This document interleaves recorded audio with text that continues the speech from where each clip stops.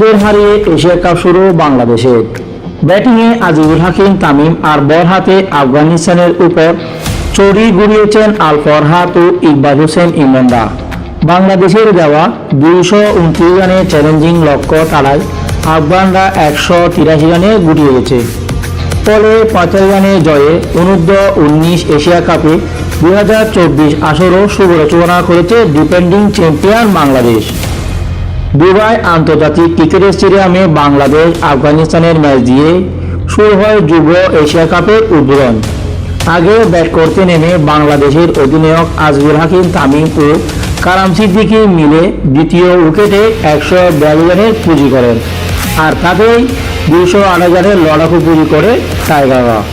সেই রান তারা শুরু থেকে টনস্থ ছিল আফগান ব্যাটাররা।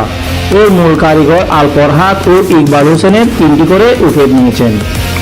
লক্ষ্যতারায় আফগানদের ইনিংস শুরু হয় ধীরগতিতে। 8 ওভারে কোনো উইকেট না হারিয়ে স্কোর বোর্ডে করেন মাত্র 20 রান। এর পরের ওভারে মারুফ হামুদার বলে নিয়ে যায় ক্যাচ দিলেন 21 রানের ওপেনিং জুটি। দ্বিতীয় উইকেটে জুটিতে 45 রান যোগ করেন আফগান অধিনায়ক মাহবুব খান ও ফয়সাল খান আহমদাই।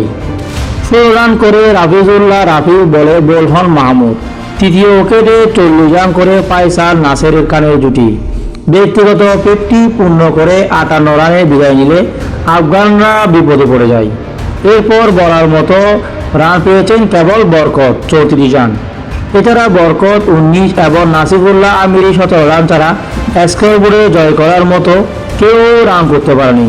47.5 ওভারে 183 রানে থামে আফগানদের ইনিংস। বাংলাদেশের হয়ে সর্বোচ্চ 3টি করে উইকেট নেন আল ফরহাদ ও ইকবাল হোসেন ইমন। মারুফ নেন 2টি, রাফি নেন 1টি করেও।